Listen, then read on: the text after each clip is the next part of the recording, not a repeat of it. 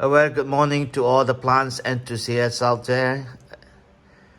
This morning we are looking at the Monstera Aurea, and I am repotting it for the second time.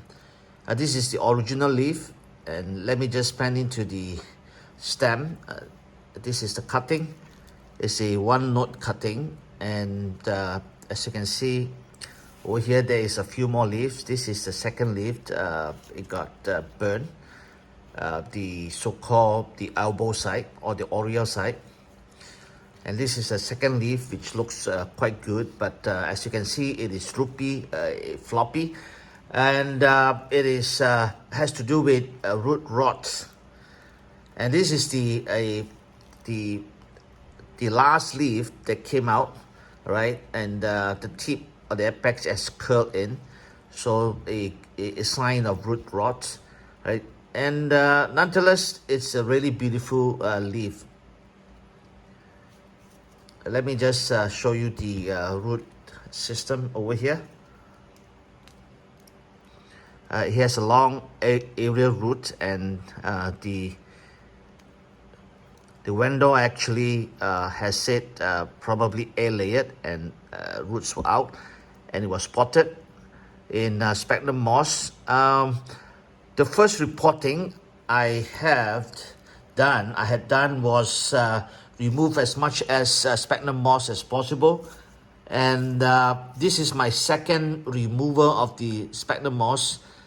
Sphagnum Moss can be really wet, and when it is stuck to the leaves, to the roots, sorry, it can cause root rot. I think about 10 to 15% roots of the roots will rot it, and I have to remove them. And I've tried to remove every tiny bit of Sphagnum Moss as much as possible out from this root system.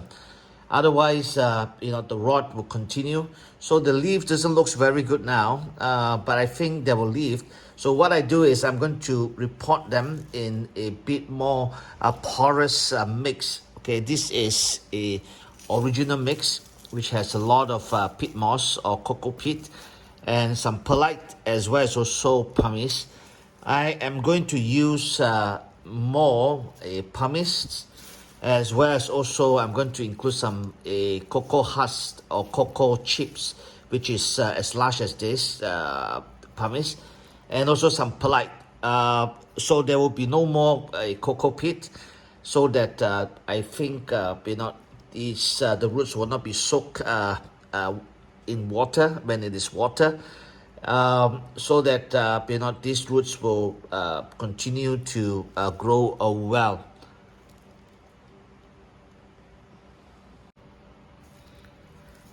These are the substrates that I'm using for my second repot. About 25% perlite and about 45% pumice. Something like about the size is about 1 to 2 cm.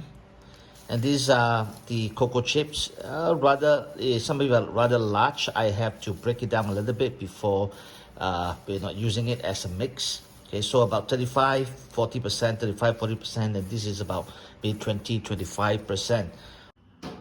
Okay, finally I have repotted, and this is the Monstera Aurea second repotting.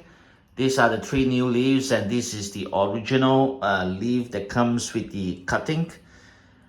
Let me just go in and zoom in on the substrates. Pumice about 45%, and the cocoa chips about 30% to 35%, and the rest perlite 20-25%. This would be really porous, and I have to probably water it much more frequently, maybe about 3-4 days per watering. These are Sphagnum Moss mold, about 1.5 feet. And I have tied the stem onto the pole using Velcro, and getting the positioning intentionally the aerial root. There's one over here right in front. Okay, you can see it. Very close proximity to the pole and to the Sphagnum Moss. And the other one over here, okay, I guess as I zoom in, you can see the aerial root. is also in close proximity, touching the sphagnum moss. This will encourage the aerial root to grow and to get longer and get inside the pole, so that this Monstera would have other sources of water and also sustenance.